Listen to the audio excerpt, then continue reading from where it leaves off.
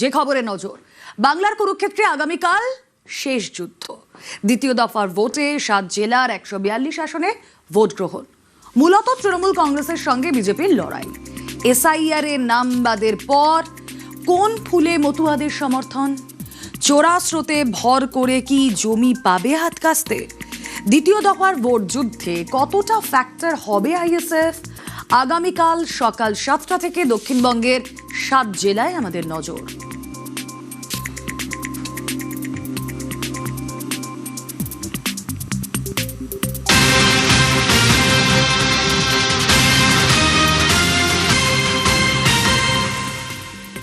দেখুন, এই দ্বিতীয় দফা বা শেষ দফায় যদি আমরা ভোটের ভরকেন্দ্র হিসেবে দেখি তাহলে অবশ্যই ভবানীপুর।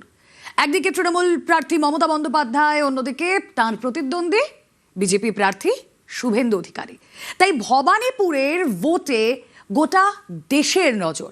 আসুন কথা বলি, রাত পোহালেই যেখানে ভোট সেখানে সম্পর্কে আমাদের প্রতিনিধি আবির ঘোষাল রয়েছেন সঙ্গে। আবির, মিনি ভারত, কারণ বিভিন্ন ভাষাভাষী মানুষের সেখানে বাস। সেখানে দুই ফুলের লড়াই এবং হেভিওয়েট লড়াই, শুভেন্দু অধিকারী ভার্সেস মমতা বন্দ্যোপাধ্যায়। কতটা ভরকেন্দ্র হিসেবে গুরুত্বপূর্ণ এই কেন্দ্র? দেখো, রাজনৈতিক বিশ্লেষকরা বলছেন যে লোকসভা নির্বাচন এবং বিধানসভা নির্বাচনের প্রেক্ষিতটা আলাদা।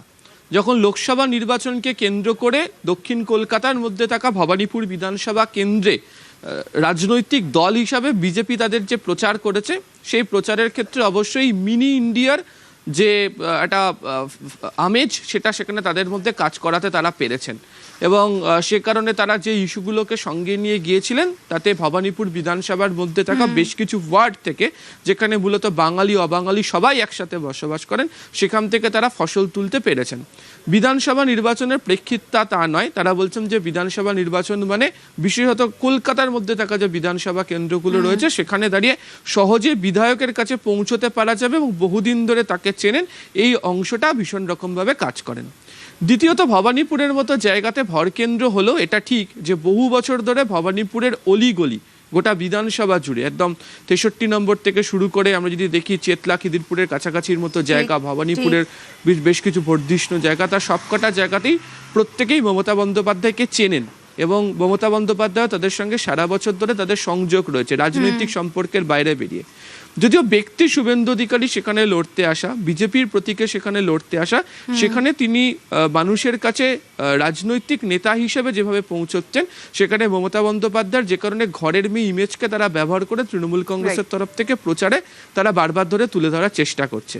আর তৃতীয়ত, অবশ্যই এই দুইয়ের রাজনৈতিক লড়াইয়ের ক্ষেত্রে দেখতে পাওয়া গিয়েছে যে কে কোন রাজনৈতিক কৌশলকে ব্যবহার করে গত কয়েকদিনে প্রচার করতে পেরেছেন। আমরা প্রথম থেকেই দেখেছি যে শুভেন্দু অধিকারী একাধিকবার যখন ভবানীপুরে সময় কাটিয়েছেন, তখন একদম শেষ লগ্নে গোটা রাজ্য থেকে প্রচার সেরে এসে মমতা বন্দ্যোপাধ্যায় তার নিজের কাছে গেছেন, মিছিল করেছেন, কয়েকটি সভা করেছেন এবং প্রত্যেকটা জায়গাতেই তিনি এখানকার মানুষের সঙ্গে কতটা পরিচিত সেই আবেগকে তিনি উস্কে দেওয়ার চেষ্টা করেছেন। ফলে এই লড়াইটা রাজনীতির লড়াইয়ের জায়গায় দাঁড়িয়ে রয়েছে এখানে। আর শেষ করব যেটা দিয়ে, সেটা হচ্ছে দুই রাজনৈতিক দলের কাছে কালকে সব থেকে বেশি চ্যালেঞ্জ থাকবে এই ভবানীপুরের মধ্যে থাকা 3টে ওয়ার্ড বিশেষত রয়েছে। তুমি মিনি ইন্ডিয়ার কথা যেহেতু বললে, সে কারণেই বলবো। এক তো হচ্ছে এই অবাঙালি ভোটারদের একটা অংশকে, আর দ্বিতীয়ত হচ্ছে প্রচুর বহুতল রয়েছে, সেই বহুতলের ভোটাররা কতটা ভোট দিতে আসছেন। কারণ অতীতে বেশ কতগুলো নির্বাচনের ক্ষেত্রে ভোটারদের না আসার কারণে সমস্ত রাজনৈতিক দলের মধ্যে এটা চাপা উত্তেজনা তৈরি হয়েছিল, পরবর্তী সময় নানা আবেদনও করতে হয়েছিল।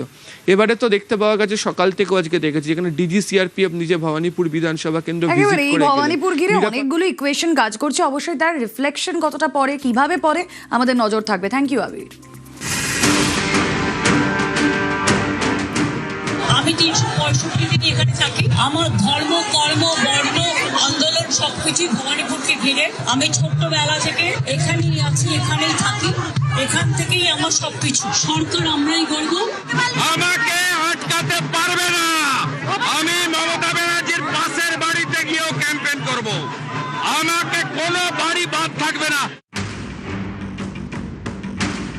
ভবানীপুর অনেকে বলেন মিনি ইন্ডিয়া, কারণ এখানে নানা ধর্মের এবং নানা রাজ্যের মানুষ থাকেন। ভবানীপুর মুখ্যমন্ত্রীর কেন্দ্র। সেই ভবানীপুর থেকে এবারও তৃণমূল প্রার্থী মমতা। ভবানীপুরে বিজেপির বাজি শুভেন্দু অধিকারী। বুধবার শেষ দফায় এই হেভিওয়েট কেন্দ্রে ভোট। এসআইআরে ভবানীপুর কেন্দ্র থেকে বাদ পড়েছে 51,022 জন ভোটারের নাম। এবার ভোটার 1,60,313। আমার মানুষের প্রতি বিশ্বাস আছে। আমি 365 দিন কাজ করি। দুর্গা পুজো থেকে শুরু করে, কালী পুজো থেকে শুরু করে, গুরুদ্বারা থেকে শুরু করে, মানস্তম্ভ থেকে শুরু করে, ঈদ থেকে শুরু করে আমি সব কটা দায়িত্ব এবং দায়বদ্ধতা সারা বছর 365 দিন ধরে পালন করি।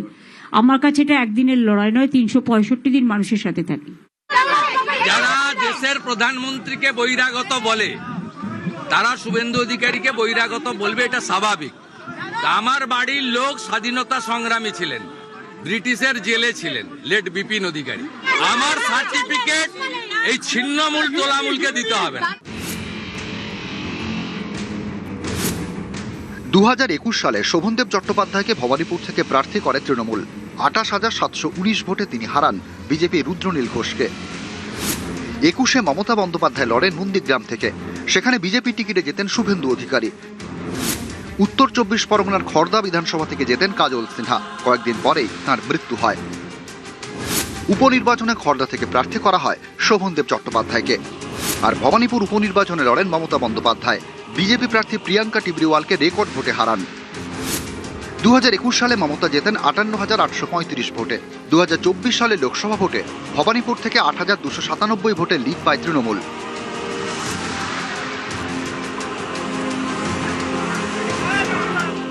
আমি 365 দিন এখানে থাকি। আমি ছোট্টবেলা থেকে এখানেই আছি, এখানেই থাকি।